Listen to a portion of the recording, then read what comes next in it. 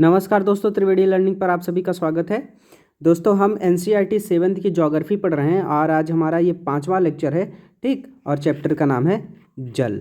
ठीक, तो आज हम पढ़ेंगे जल के बारे में। जल का पृथ्वी पर कितना विस्तार है, कहाँ कहाँ है, उन सब के बारे में पढ़ेंगे। ठीक, तो चलिए देखते हैं जल के बारे में ये चैप्टर हमें क्या सिखाता है।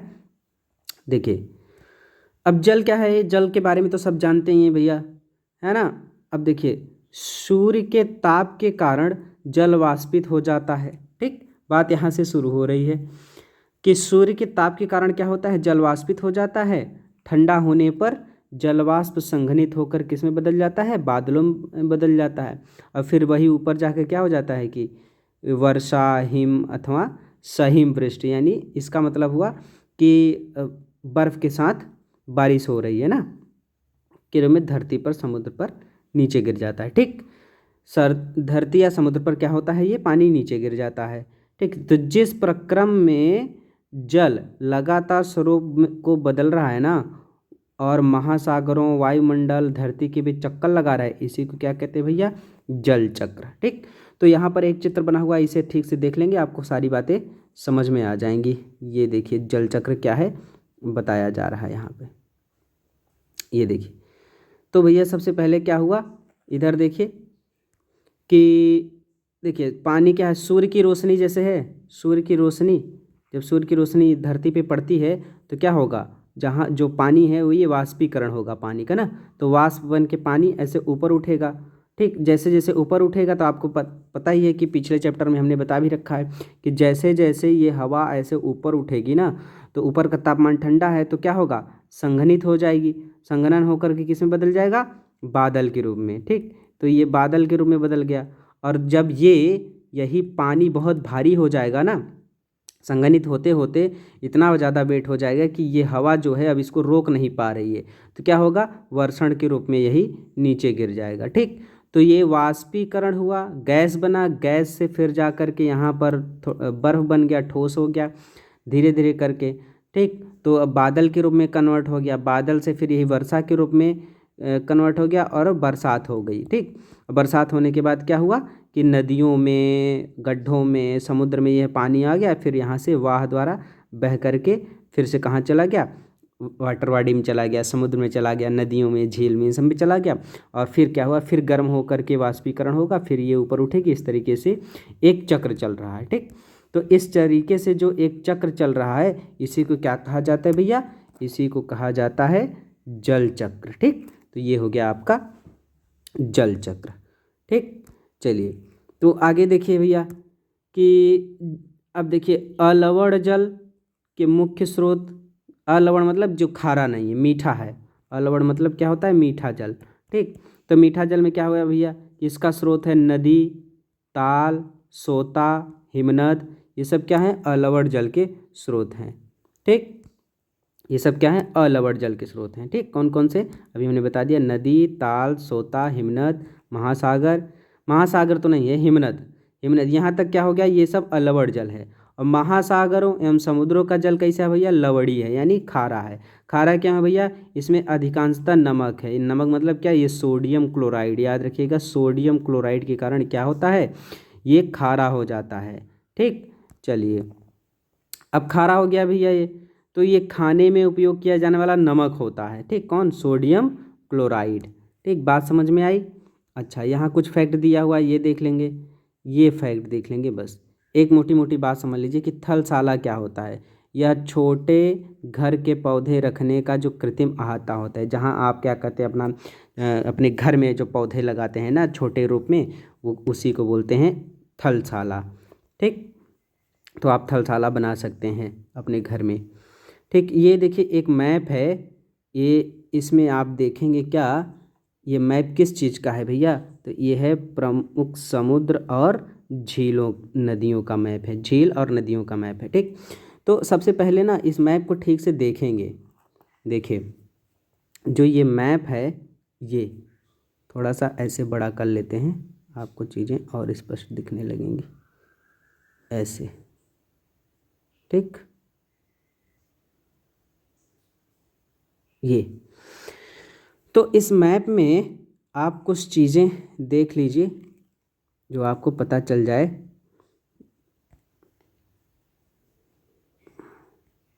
देखिए, तो सबसे पहले देख लीजिए कि ये है भैया आपका उत्तरी अमेरिका, ये है दक्षिणी अमेरिका, ये है अफ्रीका, यहाँ है आपका यूरोप, ठीक, ये है एशिया, ये है ऑस्ट्रेलिया। ठीक, तो याद रखिए 7 महाद्वीप हैं। ठीक, सातों महाद्वीप के बारे में आप जानते रहिए। नीचे यहाँ पर अंटार्कटिक है। ठीक, अंटार्कटिका नीचे है, तो यहाँ पर अंटार्कटिका है। तो इस तरीके से 7 महाद्वीप हैं भैया, उत्तरी अमेरिका, दक्षिणी अमेरिका, अफ्रीका, एशिया, यूरोप और ऑस्ट्रेलिया। ठीक, सबसे बड़ा महाद्वीप एशिया है, उसके बाद सबसे छोटा कौन सा है? ऑस्ट्रेलिया है। ठीक, सबसे बड़ा महाद्वीप कौन सा है? एशिया। तो ये हो गया आप महाद्वीप। ठीक, तो सबसे पहले देख लेते हैं अमेरिका का ना। सबसे पहले देखिए ये अमेरिका, ये देखिए ये है अमेरिका। ठीक है ना। तो अमेरिका में देख लीजिए भैया कि सबसे पहले तो ये है कि देखिए यहाँ पर बह रही है मिसिसिपी नदी। मिसिसिपी नदी कहाँ है? अमेरिका की है। ठीक, अमेरिका में कुछ झीलें हैं, देखिए विनिपेग झील, सुपीरियर झील, ह्यूरन झील के बारे में बता रहा है।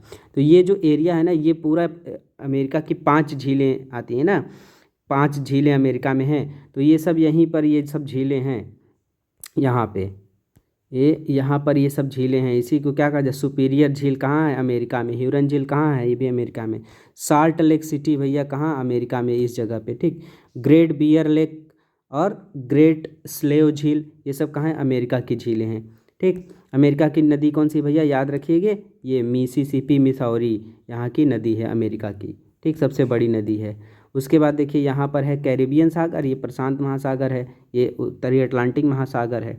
ठीक है ना। अब देखिए इसके बाद यहाँ शुरू होता है, देखिए ये दक्षिणी अमेरिका है। ठीक, दक्षिण अमेरिका देखिए, दक्षिण अमेरिका में कौन सी नदी भैया? अमेजन नदी है। ठीक, ये अमेजन नदी है। और याद रखिएगा जो मकर रेखा होती है ना, एकदम ऐसे गुजर रही है, ऐसे ये मकर रेखा है। मकर रेखा दक्षिणी अमेरिका से गुजरती है, ये याद रखिएगा। अमेजन नदी कहाँ भैया? दक्षिण अमेरिका की नदी है अमेजन। ठीक, अमेजन याद रखिएगा। अपवाह में सबसे बड़ी नदी यही है। ठीक, और उत्तरी अमेरिका और दक्षिणी अमेरिका के बीच में ये जो एरिया है, ये कैरिबियन सागर है। ठीक, कैरिबियन सागर, यही पनामा संधि है, यहीं पर पनामा जल संधि है उत्तरी अमेरिका दक्षिण अमेरिका के बीच में। ठीक है, और देख लीजिए इधर, अब एशिया का देख लीजिए। तो भैया एशिया में पहले तो ये देख लीजिए, ये है उत्तरी अटलांटिक महासागर, ये है आर्कटिक महासागर, और यहाँ पर डेन्यूब नदी बह रही। देखिए ये जो नदी है ना, ये काला सागर में जाकर के गिर रही है, ये है डेन्यूब नदी। ये है आपका भूमध्य सागर, अटलांटिक महासागर, भूमध्य सागर, काला सागर, कैस्पियन सागर, ये सब क्रम से याद रखिएगा भैया। ये किधर? इधर से इधर याद रखिएगा, ये है आपका वेस्ट, ये है ईस्ट। ठीक, तो ईस्ट टू वेस्ट ऐसे देख लीजिए, ऐसे देख लीजिए, ये है ईस्ट, ये है वेस्ट, और ये है ईस्ट। वेस्ट टू ईस्ट सब सागरों का नाम याद रखिए, भूमध्य सागर, काला सागर, कैस्पियन सागर। ठीक, यहाँ देखिए ये है लाल सागर। ठीक, और देख लीजिए अफ्रीका में, अफ्रीका में अब देख लीजिए, ये देखिए अफ्रीका में भैया, ये देखिए ये नील नदी का एरिया है ये पूरा। ठीक, ये बगल में इसके पूरब में लाल सागर है, ये नील नदी है, ये नाइजर नदी है, ऐसे बह रही है। यहाँ देखिए कांगो नदी है। ठीक, कांगो नदी है, ये विक्टोरिया झील है यहाँ पर अफ्रीका की। ठीक है ना। और देखिए ये है ऑरेंज नदी, ये ऑरेंज नदी है। ठीक, याद रखिएगा, और यहाँ से गुजर रही है मकर रेखा, ध्यान रखिएगा इस चीज़ को भैया। और देखिए ये चीज़, एक चीज़ और देख लीजिए आप यहाँ पे कि ये जो, ये देखिए ये यहाँ से ऐसे गुजर रही है ना, ये है मकर रेखा। ठीक, और ये देखिए यहाँ से जो, यहाँ से जो ऐसे रेखा गुजर रही है ना, ये देखिए ये है आपकी कर्क रेखा। ठीक, कर्क रेखा, मकर रेखा, और यहाँ से ऐसे गुजर रही है जो ना, ये है भूमध्य रेखा। ठीक, तो ये है कितना भैया? याद रखिएगा, ये है 23.5 डिग्री नॉर्थ, ये है 23.5 डिग्री साउथ मकर रेखा, और ये 0 डिग्री है। तो ये देख रहे हैं ना कि ये अफ्रीका महाद्वीप ऐसा है, ये अफ्रीका महाद्वीप देख रहे हैं, तीनों रेखाएं इससे गुजर रही हैं, कर्क रेखा, मकर रेखा, कर्क रेखा, भूमध्य रेखा और मकर रेखा, तीनों रेखाएं इससे गुजर रही हैं। ठीक, दक्षिणी अमेरिका से कौन सा गुजर रही है भैया? भूमध्य रेखा और कर्क रेखा, भूमध्य रेखा और मकर रेखा, याद रखिएगा। और ऑस्ट्रेलिया से केवल मकर रेखा गुजरती है, याद रखिएगा। ठीक, इस मैप को एकदम अच्छे से देख लीजिएगा, बहुत ज़रूरत पड़ेगी इस मैप की आगे, क्योंकि भैया ज्योग्राफी अगर पढ़ रहे हैं तो ज्योग्राफी में मैप ही सब कुछ है। मैप नहीं पता तो कुछ नहीं पता ज्योग्राफी में। तो भैया ये हो गया आपका अफ्रीका। ये देखिए एशिया की नदियों को देख लीजिए। तो एशिया में पहले तो यही देख लीजिए, काला सागर, कैस्पियन सागर हो गया यहाँ पर एशिया है। ये एशिया में देखिए ये ह्वांगहो नदी है, ये चीन में बह रही है ना। कहाँ गिर रही है भैया? पूर्वी चीन सागर में गिर रही है, देख ले रहे हैं ना। ये है आपका पूर्वी चीन सागर, ये है दक्षिण चीन सागर, ये है बंगाल की खाड़ी, ये है अरब सागर, ये भारत का एरिया है ना, ये है भारत। भारत में देखिए ये गंगा नदी का एरिया है और ये है ब्रह्मपुत्र नदी का एरिया। ठीक, ऐसे देख लीजिए, अलग अलग कलर में तो समझ में आ जाएगा। देखिए ये है आपका गंगा नदी का एरिया, ठीक, और ये है आपका ब्रह्मपुत्र नदी का एरिया, यहाँ है ह्वांगहो नदी। ठीक, चलिए, तो ये है आपका सागर भी समझ लीजिए, यहाँ है आपका प्रशांत महासागर। ठीक, तो ये पूरा एशिया हो गया। आगे देखिए ये है भैया ऑस्ट्रेलिया आपका। ठीक, ऑस्ट्रेलिया में देखिए यहाँ तो पहले देख लीजिए ये कोरल सागर है पूरा ऑस्ट्रेलिया। ऑस्ट्रेलिया की सबसे बड़ी नदी कौन सी भैया? मर्रे डार्लिंग। ठीक, डार्लिंग नदी, याद रखिएगा। तो ये मैप है, इस मैप में क्या क्या दिखाया गया भैया? इस मैप में आपका दिखाया गया है समुद्र, झीलें और नदियाँ। तो समुद्र में आपने क्या कौन कौन सा समुद्र देख लिया? समुद्र में देखिए यहाँ से पहली बात भूमध्य सागर देखा, काला सागर देखा, कैस्पियन सागर देख लिया आपने, ठीक है। और इसके बाद देखिए यहाँ विक्टोरिया झील है, ये देख लिया आपने। ठीक, अमेरिका की विनिपेग, सुपेरियर, ह्यूरन, मिसिसिपी नदी देख लिया, Great Bear Lake, Great Slave Lake. ठीक, तो ये एक बार इस मैप को ठीक से देख लीजिए। पांचों महासागर भी यहीं हैं। पांचों महासागर कौन कौन से भैया? देखिए ये है पूरा प्रशांत महासागर, ठीक, अटलांटिक महासागर हो गया, हिंद महासागर हो गया, ठीक, और यहाँ पर आपके यहाँ पर है आर्कटिक सागर। ठीक, चलिए, तो कर्क रेखा देखिए, कर्क रेखा को तो दिखाई दिया, ये कर्क रेखा गुजर रही भारत से भी होके गुजरती है, ठीक, कैस्पियन सागर होते हुए। तो ये हो गया आपका नदी। चलिए, और देख रहे हैं ना कि पूरा हर जगह जितना ये नीला वाला पोर्शन देख रहे हैं ना, ये पूरा नीला वाला जितना पोर्शन आप देख रहे हैं ये सब पानी ही है, समुद्र है। ठीक, तो यही आज पढ़ रहे हैं ना पानी के बारे में, ठीक, जल के बारे में पढ़ रहे हैं। तो चलिए अब जल का वितरण देख लीजिए। मैप आप देख ही रहे हैं या ये मैप में देख रहे हैं पूरा नीला नीला है, जहाँ नीला नीला है वो पूरा का पूरा क्या है? क्या है भैया? पानी है। ठीक, जल ही जल है। तो वही अब देख लीजिए कि जल का वितरण कहाँ से कहाँ तक फैला हुआ है ये पानी। तो जल का वितरण देख लीजिए, ये देखिए पृथ्वी की सतह का कितना 3/4 भाग ही क्या है? जल से ढका हुआ है। ठीक, पूरा हर जगह पृथ्वी 3/4 भाग क्या है? जल ही जल है। यदि धरती पर थल की अपेक्षा जल अधिक है तब वो हम क्या हो रहे भैया? पानी के लिए तरस रहे हैं, पानी की समस्या है। क्यों? क्योंकि आपको पता है कि पूरा जो पानी है 3/4 इस पृथ्वी पर, ये ज़्यादातर क्या है ना कि पीने योग्य नहीं है भाई, और पीने योग्य नहीं है। ठीक, क्यों? क्योंकि पूरा खारा है। ठीक, तो पीने योग्य पानी बहुत कम है। तो पृथ्वी पर संपूर्ण जल है ना जो हमारे लिए उपलब्ध है ना, वो भैया बहुत कम है। एक बार इस लिस्ट को देख लीजिए, ये तो यूपीएससी में सीधे सीधे इस टाइप के प्रश्न आते हैं, आया भी था, तो याद रखिएगा। तो महासागर में देखिए कितने जल है। महासागर में भैया पूरा 97.3% पूरे जल का ये प्रतिशत में दिया हुआ है। ठीक, मतलब अगर पूरा 100% अगर जल है पूरा पृथ्वी पर, तो उस पूरे 100% में 97.3% तो महासागर में है। उसके बाद दूसरे नंबर पर अगर किसी में सबसे ज़्यादा जल है तो भैया कहाँ? बर्फ़ के रूप में। ठीक, बर्फ़ के रूप में जल है कितना भैया? 0.02 मतलब 2%, केवल 2% बर्फ़ के क्षेत्र में है, बर्फ़ में है। फिर अंडरग्राउंड वाटर यानी भूमिगत जल में कितना है भैया? 0.68%। झीलों का अलवड़ जल, ठीक, झीलों का अलवड़ यानी मीठी जो झीलें हैं, फिर उसमें कितना भैया? 0.009%।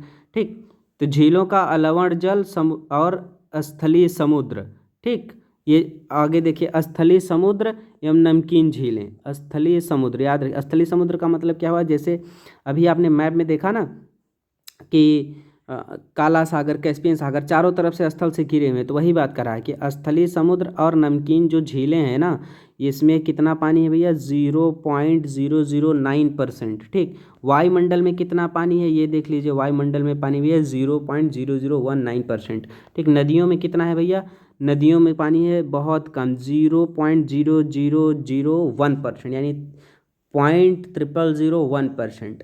ठीक, इस लिस्ट को जरूर याद रखिएगा, एग्जाम में इस टाइप के प्रश्न आते हैं, आपको ध्यान में रखना पड़ेगा कि सबसे ज़्यादा कहाँ है, 97.3%, तो बर्फ़ ये किस में है, महासागर में ही है। ठीक, सबसे कम कहाँ पे है, नदियों में, नदियों में बहुत कम पानी है, 0.0001%। ठीक, तो कुल मिला के है कितना, 100% पानी है, तो 100% में सबसे अधिक महासागर में ही है।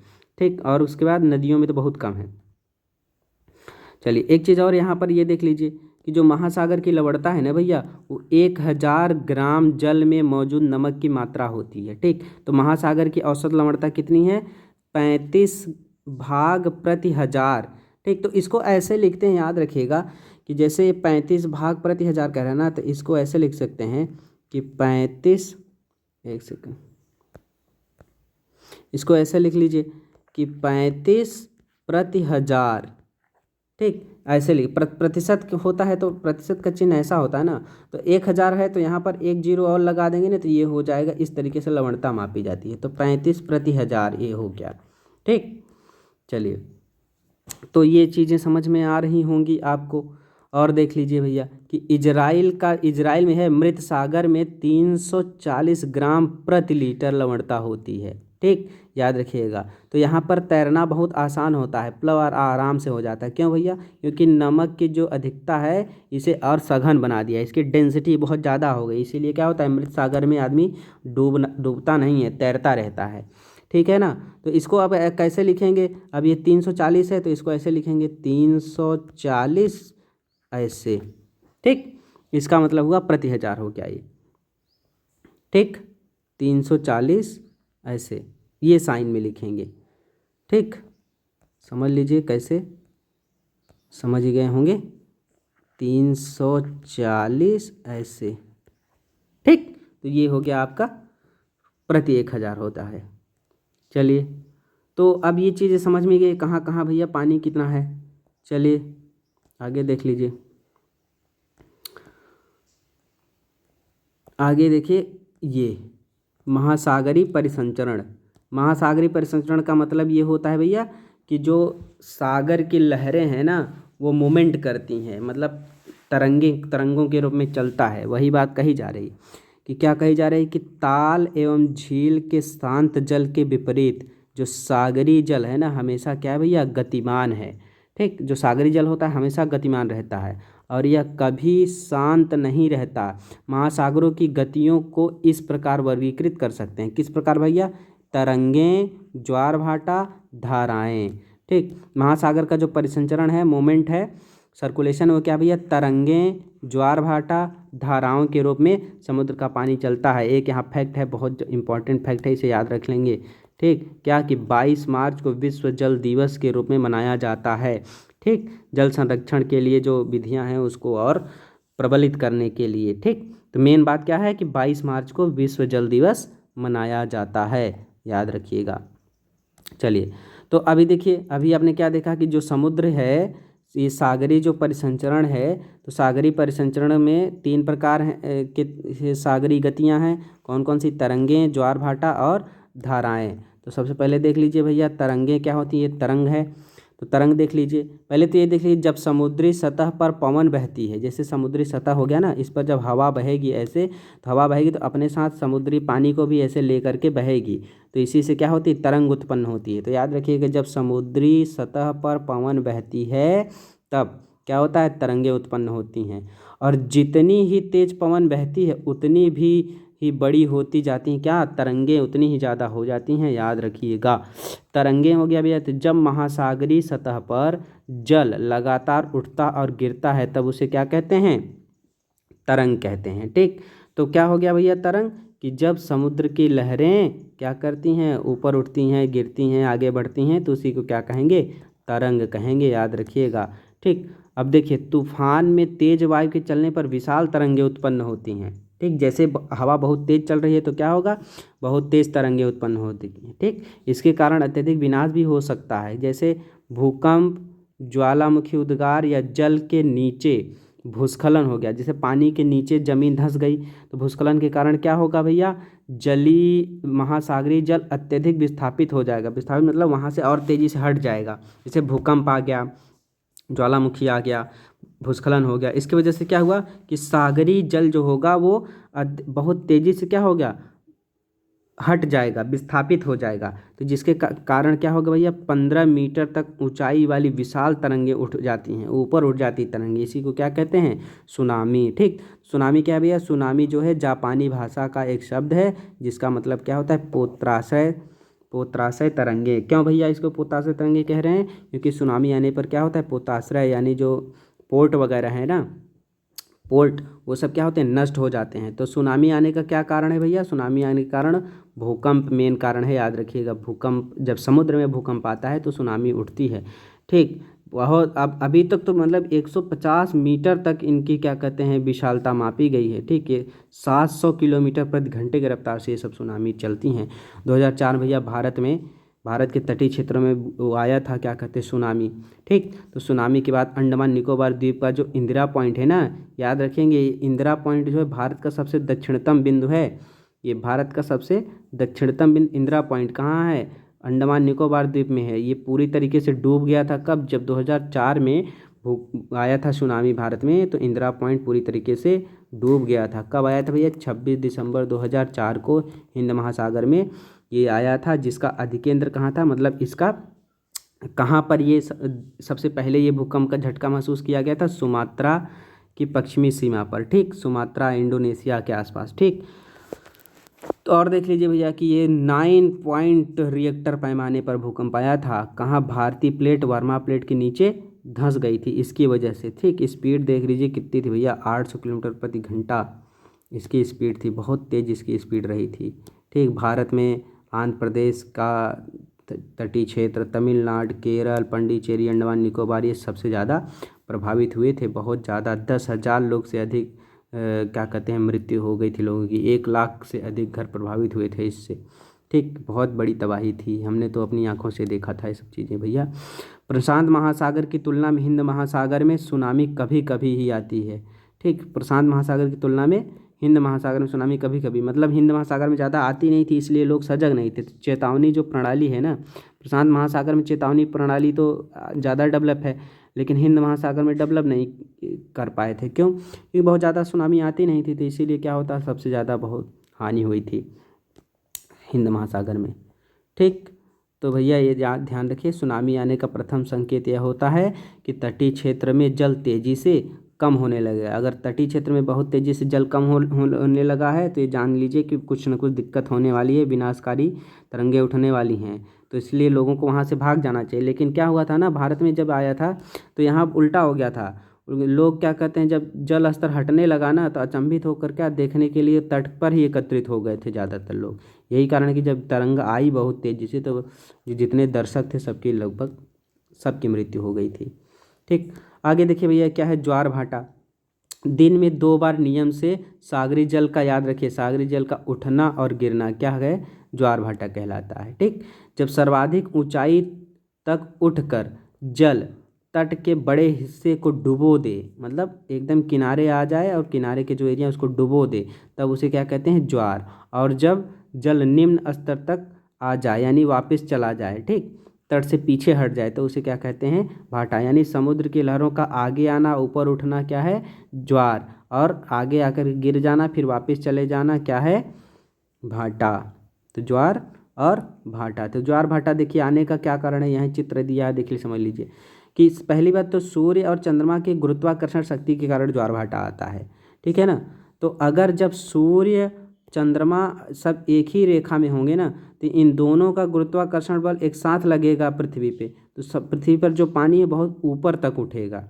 ठीक, जो पानी है पानी को खींच लेता है, पानी जब खींचेगा तो ऊपर तक उठेगा, तो भैया उस समय क्या आएगा, बृहद ज्वार। ठीक, लेकिन जब चंद्रमा हट गया वहाँ से, सूर्य अलग अलग जगहों पर है, 90 डिग्री का कोण बन रहा है, ऐसी सिचुएशन में चंद्रमा का आकर्षण शक्ति उधर लगेगी, सूर्य का आकर्षण शक्ति इधर लग रही है, तो बहुत ऊपर तक क्या कहते हैं, पानी नहीं उठेगा।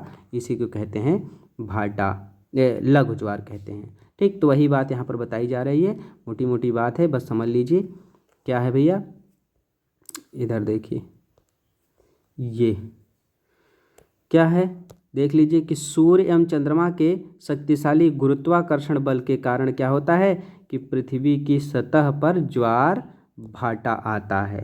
ठीक, तो अब भैया जब कभी ऐसा हो जाए कि पृथ्वी का जल चंद्रमा के सबसे ज़्यादा निकट है, ठीक, इस सिचुएशन में देखिए, ये इस सिचुएशन में देख रहे हैं ना कि चंद्रमा पृथ्वी के बहुत ज़्यादा नज़दीक है, सूर्य भी अपना आकर्षण शक्ति लगा रहा है। ऐसी सिचुएशन जब होगी, जब ये सब एक सीधी रेखा में आ जाएंगे, तो क्या होगा भैया, उच्च ज्वार आएगा।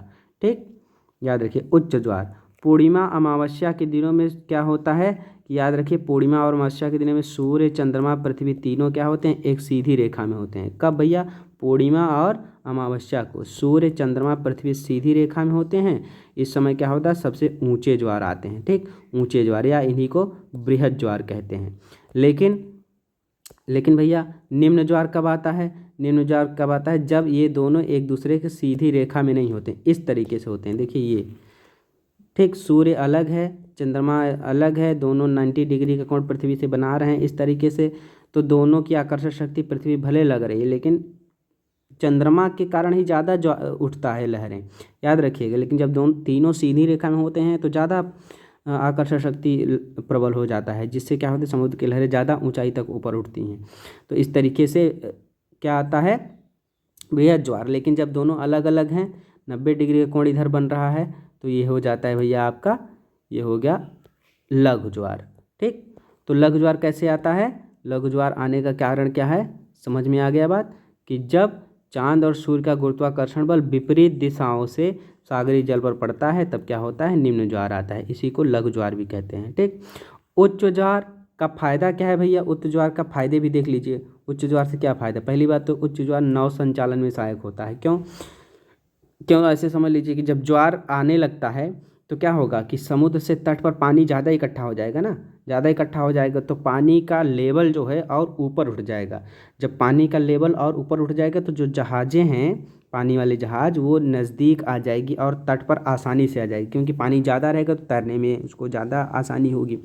तो क्या होगा भैया कि नौ संचालन में बहुत सहायक करता है। ठीक, क्यों भैया, देख लीजिए, जल स्तर को तट की ऊंचाई तक पहुंचा देते हैं। ठीक, तो आसानी से बंदरगाह तक पहुंच जाते हैं ये सब जहाज़। दूसरा बात क्या है कि भैया उच्च ज्वार से क्या होता है, मछली पकड़ने में मदद करता है। ठीक, क्योंकि अब जब पानी नज़दीक आ जाएगा तट के, तो समुद्र के अंदर जो और मछलियां हैं वो सब क्या आ जाएंगी, तट के नज़दीक आ जाएंगी, तो मछली पकड़ने में और आसानी हो जाएगी। ठीक, और तीसरी बात क्या होता है भैया, कहीं कहीं पर विद्युत उत्पादन में भी इसका उपयोग करने लगा है। ठीक, उपयोग किया जा रहा है कहीं कहीं बिजली बनाने में भी।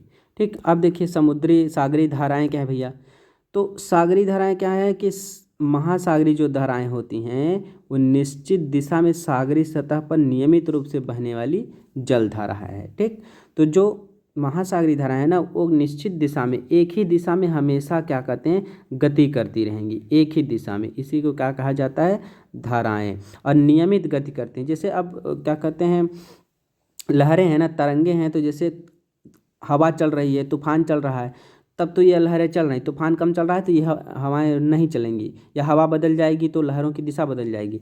लेकिन यहाँ देख लीजिए, यहाँ पर जो धाराएं हैं ना, ये निश्चित दिशा में, याद रखिए, निश्चित दिशा में सागरी सतह पर नियमित रूप से हमेशा एक ही दिशा में ये धाराएं बहती रहती हैं। ठीक, तो अब देखिए, ये धाराएं गर्म भी हो सकती हैं, ठंडी भी हो सकती हैं।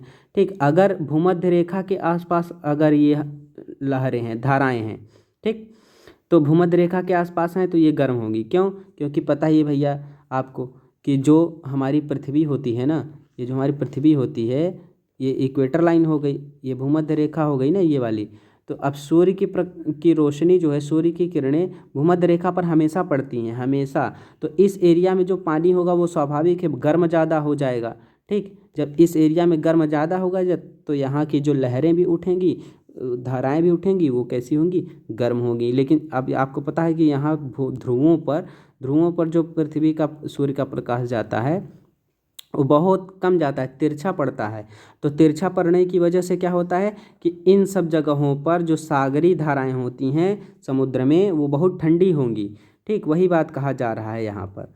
ठीक, क्या कहा जा रहा है, याद रखेंगे कि भूमध्य रेखा जो है ना, भूमध्य रेखा के निकट क्या होता है, गर्म सागरी धाराएं बनती हैं, याद रखिएगा, और ध्रुवों की ओर प्रवाहित होती हैं। ठीक, आपको पता है कि ये गर्म से कहाँ जाएंगी, ठंडे एरिया में जाएंगी ये सभी धाराएं। ठीक, तो भूमध्य रेखा के आसपास ये गर्म होंगी और गर्म होकर किधर जाएंगी, ठंडे में। तो गर्म धारा जो है वो ठंडे की तरफ जाएगी।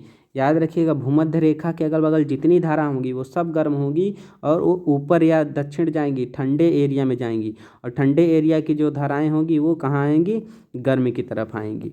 ठीक, तो याद रखिए, तो जो गर्म सागरी धाराएं भैया भूमध्य रेखा के निकट उत्पन्न होंगी ये सभी धाराएं और ध्रुवों की ओर बहेंगी। ठंडी धाराएं जो होंगी भैया ध्रुवों पर या उच्च अक्षांशों यानी 90 डिग्री 60 डिग्री के आसपास ये, ठीक, ध्रुवों से कहाँ जाएंगी भैया, उष्णकटिबंधीय या भूमध्य रेखा की तरफ जाएंगी ना, निम्न अक्षांशों की ओर बहेंगी। तो एक उदाहरण ऐसे देख लीजिए, जैसे ये लेब्राडोर है ना, ये लेब्राडोर क्या है, महासागरी धारा है।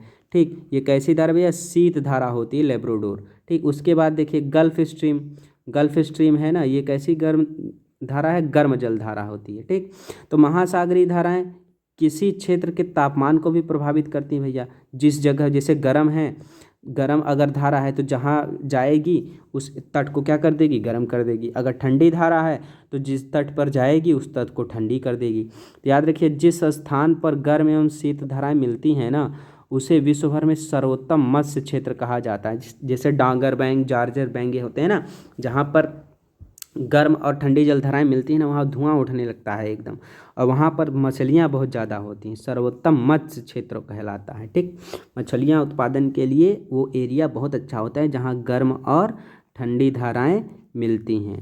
ठीक, जापान के आसपास, ठीक, और उत्तरी अमेरिका के पूर्वी तट इसके बहुत अच्छे उदाहरण हैं।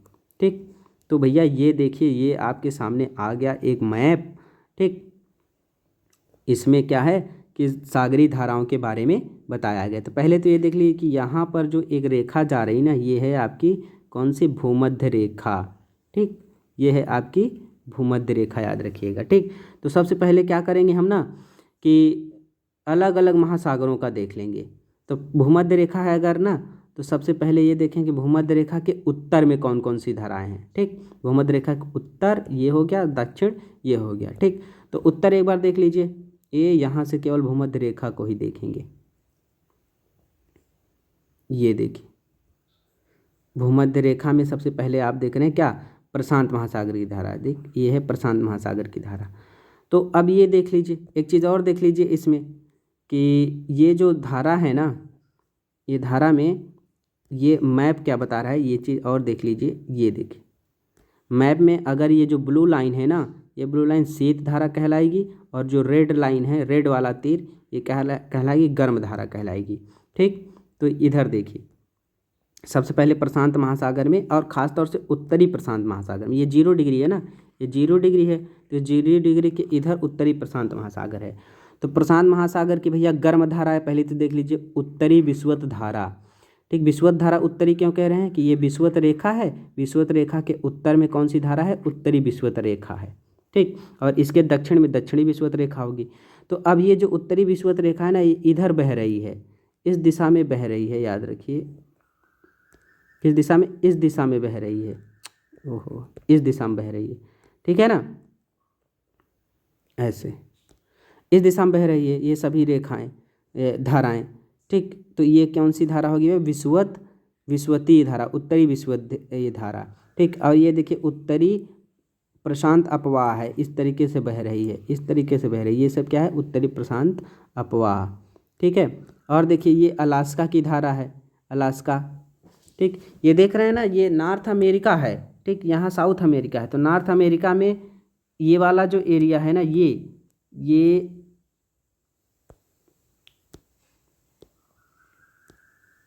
नॉर्थ अमेरिका में जो ये वाला एरिया है ये अलास्का है, ठीक। तो अलास्का की धारा यहाँ दिख रही है, अलास्का की धारा देख रहे हैं ना कैसे बह रही है, ये ऐसे अलास्का की धारा जा रही है, ठीक। उसके बाद देखिए यहाँ पर कैलिफोर्निया की धारा है, लेकिन कैलिफोर्निया की धारा कैसी है, ठंडी धारा है, याद रखिएगा, ठीक। क्योंकि ब्लू लाइन क्या है, ठंडी धारा, रेड वाली जो है वो है आपकी गर्म धारा। तो मोटी मोटी बात बस ऐसे देख लीजिए इसको, ये यहाँ पे ये है आपकी अलास्का की धारा, ठीक। ये है उत्तरी प्रशांत अपवाह, ये उत्तरी विषुवत धारा, ये सब क्या है, गर्म धारा है। कहाँ, उत्तरी प्रशांत महासागर में। और उत्तरी प्रशांत महासागर में एक यहाँ देख लीजिए कैलिफोर्निया की धारा है जो कि ठंडी जल धारा है, ठीक। उसके बाद यहाँ देखिए दक्षिणी प्रशांत महासागर में ये 0 डिग्री हो गया, इसके दक्षिण में देखिए ये तो है विषुवतीय विपरीत धारा है ना, विषुवतीय विपरीत धारा इधर बह रही है, ठीक। अब इधर बह रही है, ऐसे बह रही है, ये क्या है, विषुवतीय विपरीत धारा, ठीक। दक्षिणी विषुवतीय ये धारा है ये। उसके बाद देखिए ये पश्चिमी वायु प्रवाह है, इधर बह रहा है, ठीक। ये सब कैसे, ठंडी धारा है, ये सब ठंडी धारा है। और देखिए ये सब दक्षिणी अमेरिका हो गया यहाँ पर, ये आपका दक्षिणी अमेरिका। तो दक्षिणी अमेरिका के पश्चिमी किनारे पर, दक्षिणी अमेरिका के, ये देखिए दक्षिणी अमेरिका का जो ये है ना एरिया, ये है पश्चिमी किनारा। यहाँ पर कौन सी धारा बह रही भैया, हम्बोल्ट या पेरू की धारा। और पेरू की धारा, हम्बोल्ट की धारा कैसी है, ठंडी जलधारा है, याद रखिएगा, ठीक। उसके बाद देख लीजिए इधर ये यहाँ पर आपका आ गया अटलांटिक महासागर, ठीक। तो ये है भैया अटलांटिक महासागर। तो अटलांटिक महासागर में देखिए ये जो नॉर्थ अमेरिका है, ये आपका नॉर्थ अमेरिका है, यहाँ साउथ अमेरिका है। तो नॉर्थ अमेरिका के बीच में, और ये है ग्रीनलैंड ना, नॉर्थ अमेरिका ग्रीनलैंड के बीच में ये देखिए लेब्राडोर धारा है, अभी देखा था, पीछे पढ़ा भी था इसके बारे में। लेब्राडोर जो धारा है वो किधर से बह रही, इधर से इधर बह रही है ना। तो ये कैसी धारा है, ये ठंडी है। ध्रुव से भूमध्य रेखा की तरफ या उष्णकटिबंध रेखा की, उष्णकटिबंध की तरफ चलेंगी तो कैसी धारा होगी, वो लेब्राडोर धारा, ये ठंडी धारा है, ठीक। और ये देखिए गल्फ स्ट्रीम है यहाँ पर, ये देखिए यहाँ पर गल्फ स्ट्रीम है। ये है क्या है, उत्तरी अमेरिका, ठीक। ये है दक्षिणी अमेरिका, ये अफ्रीका है, और ये यूरोप वाला एरिया है, ठीक। तो अब इसी के बीच में देखिए यहाँ पर अटलांटिक महासागर में कौन सी धारा चल रही है, गल्फ स्ट्रीम चल रही है। गल्फ स्ट्रीम ऐसे बहते हुए ऐसे जा रही है, गल्फ स्ट्रीम आगे जाके 2 धाराओं में बंट गई, एक धारा इधर चलेगी। यहाँ देखिए यह है कैनरी की धारा, कनारी की धारा बोलते हैं इसको, कनारीज की धारा। तो कहाँ है भैया कनारी की, अफ्रीका के, ये देखिए अफ्रीका के नॉर्थ वेस्ट एरिया में कनारी की धारा ऐसे बह रही है, ठीक। कनारी की धारा, कनारी की धारा याद रखना, ये ठंडी धारा है। गल्फ स्ट्रीम कैसी है, गर्म जल धारा है, ठीक। अब देखिए इसके दक्षिण में देखिए अटलांटिक महासागर के दक्षिण अटलांटिक महासागर, पहले तो ये देख लिए इक्वेडोर विपरीत धारा कैसी है, गर्म है। ब्राज़ील की धारा कैसी है, ये सब गर्म है। और देखिए यहीं पर मेडागास्कर के बीच में और दक्षिणी, ये है नहीं, ये जो दक्षिणी अमेरिका है, दक्षिणी अमेरिका का ये वाला एरिया है, और दक्षिणी अमेरिका के पूर्वी साइड में कौन सी धारा बहती है, फॉकलैंड की धारा। अच्छा ये चीज़ दोनों ध्यान रखेंगे, ये बात एकदम कि दक्षिणी अमेरिका जो है ना, दक्षिणी अमेरिका के एकदम दक्षिण में, इस साइड में, पूरब के साइड में, सॉरी पश्चिम के साइड में कौन सी, हम्बोल्ट या पेरू की धारा है, और पूरब के साइड में है फॉकलैंड की धारा। याद रखिएगा, एकदम कंफर्म याद रखिएगा भाई, इस एग्जाम में पूछ लेते हैं सीधे सीधे कि दक्षिणी अमेरिका का जो दक्षिणी वाला एरिया है, इसमें पश्चिम की तरफ जो धारा बह रही है वो ठंडी है, दोनों तरफ ठंडी ही है, ठीक। और एक तरफ बहती है हम्बोल्ट या पेरू की धारा, दूसरी तरफ बढ़ती है कौन सी, फॉकलैंड की धारा, ठीक है। और उसके बाद उसके पूरब में पश्चिमी प्रवाह बहता है, ठीक, पश्चिमी प्रवाह। और यही पश्चिमी प्रवाह आगे जा करके अफ्रीका के तट पे देखेंगे, ये अफ्रीका है ना, अफ्रीका के दक्षिण में देखेंगे तो उसके एक तरफ बहेगी गर्म धारा, एक तरफ बहेगी ठंडी धारा, ठीक। तो जो ये फॉकलैंड की धारा है ना, फॉकलैंड के अपोजिट साइड में यहाँ देखिए बेंगुला की धारा है, ठीक। बेंगुला की धारा कैसी है, याद रखना, ठंडी धारा है, बेंगुला की धारा ठंडी है। इसके बाद इक्वेडोर विपरीत धारा बहती है। तो बेंगुला की धारा बेंगुला की धारा है और फॉकलैंड की धारा, ये दोनों ठंडी धाराएं हैं। बाकी क्या है, ब्राज़ीलियन की धारा कैसी है, गर्म है, याद रखिएगा। पश्चिमी वायु प्रवाह कैसी है, ठंडी है, याद रखना। ठीक, तो ये हो गया अटलांटिक महासागर की धारा। इसके बाद देखते हैं कौन सा, हिंद महासागर की धारा देख लीजिए। हिंद महासागर की धारा भैया, पश्चिमी वायु प्रवाह जो है ये ठंडा है। ठीक, और देखिए अफ्रीका और मेडागास्कर, ये मेडागास्कर है और ये कौन सा है, अफ्रीका है, अफ्रीका। तो अफ्रीका और मेडागास्कर के बीच में एक गर्म जलधारा बहती है जिसको क्या कहते हैं, अगुलहास की धारा। ठीक, तो अगुलहास कैसा है, गर्म है।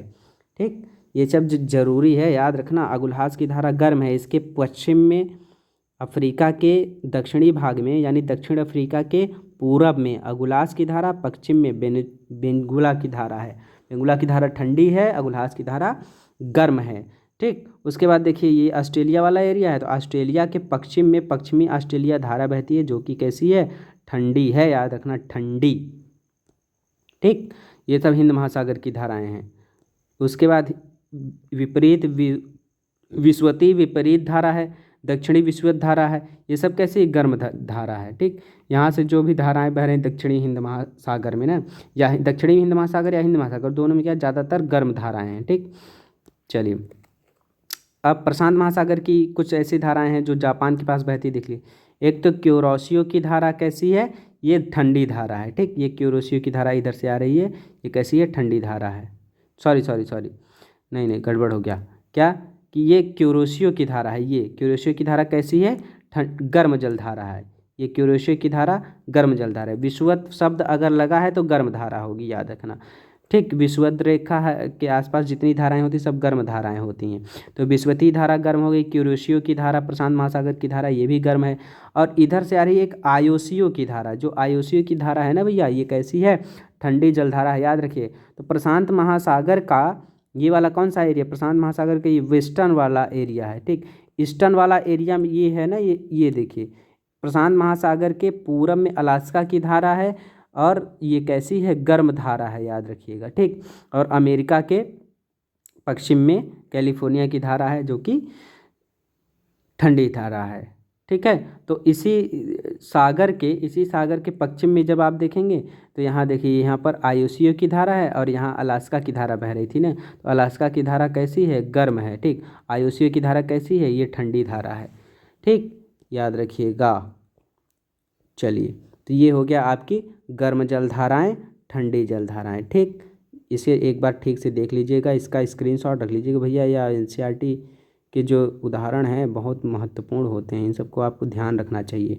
ठीक, मोटी मोटी बात एक बार ऐसे बता दे रहा हूँ इसी को देखते हुए कि भैया देखिए, कैलिफोर्निया की धारा, हम्बोल्ट की धारा, लेब्राडोर की धारा, कनारी की धारा, ठीक, और आयोसियो की धारा। ठीक, आयोसियो की धारा, ठीक है, और ये बेंगुला की धारा, ठीक, फॉकलैंड की धारा, ये सब कैसी हैं, ठंडी जलधाराएं हैं। ठीक, कौन कौन सी, कैलिफोर्निया, हम्बोल्ट, ठीक, लेब्राडोर, फॉकलैंड, कनारीज, बेंगुला। सब ऐसे जल्दी ऐसे याद भी रखिएगा, उत्तर से दक्षिण भी याद रखिएगा, इनको पूछ सकता है। कैलिफोर्निया, हम्बोल्ट, ठीक, लेब्राडोर, फॉकलैंड, कैनरीज, बेंगुला। ठीक, कैनरीज, बेंगुला, पश्चिमी ऑस्ट्रेलिया धारा, ठीक, आयोसियो, ये सब क्या है, ठंडी धाराएं हैं। ठीक, गर्म धाराएं कौन कौन सी है देख लीजिए, अलास्का की धारा, ठीक, अलास्का की धारा है, गल्फ स्ट्रीम है, गल्फ स्ट्रीम गर्म है, ब्राज़ीलियन की धारा है, ठीक, ब्राज़ीलियन की धारा, अगुलहास की धारा, क्यूरोसियो की धारा, ये कैसी हैं, ये सब गर्म जल धाराएँ हैं। ठीक, तो ठंडी और गर्म जल धाराएँ आई थिंक समझ में गए होंगे आप। ठीक, इसको इस मैप को बहुत अच्छे से देख लीजिएगा, बहुत ज़रूरी है। गर्म, और देख लीजिए जहाँ गर्म ठंडी जलधाराएं मिलती हैं वहाँ कोहरे वाला मौसम बनता है। ठीक है, यहाँ पर मछली पालन के लिए बहुत अच्छा होता है, फलस्वरूप क्या होता है, नौ संचालन में बाधा उत्पन्न होती है। ठीक, जहाँ बहुत ज़्यादा कोहरा होगा तो वहाँ पर नाव वगैरह चलाने में परेशानी होगी। ठीक, तो भैया ये हो रही आज की आपकी 5वीं क्लास एनसीईआरटी हम पढ़ रहे हैं, कौन सी, 7th की जियोग्राफी पढ़ रहे हैं भैया। और याद रखिए ये बहुत महत्वपूर्ण है, इसमें इन्वायरमेंट टेट वगैरह में बहुत पूछ लेता है इसका। ठीक, और हमने क्या पढ़ा आज, ये धारा वगैरह के बारे में पढ़ लिया। इस मैप को स्क्रीनशॉट ले लीजिएगा, बहुत ज़रूरी है ये वाला, ठीक। इसको ध्यान से देख लीजिए कौन सी धारा कहाँ बह रही है। तो चलो भैया, फिर से नेक्स्ट क्लास में मिलेंगे। इसकी क्लास जल्दी लेकर के आएंगे। आप लोग इसे लाइक शेयर कर दिया करिए और मैक्सिमम लोग सब्सक्राइब कर लीजिए भैया, ताकि मेरा भी थोड़ा मनोबल बढ़ता रहे और आप लोग उस जुड़ते रहें। क्लास कैसी लगी ये सब बता दिया करिए, कमेंट में भी कर दिया करिए सारी चीज़ें, ठीक। चलिए तो नमस्कार।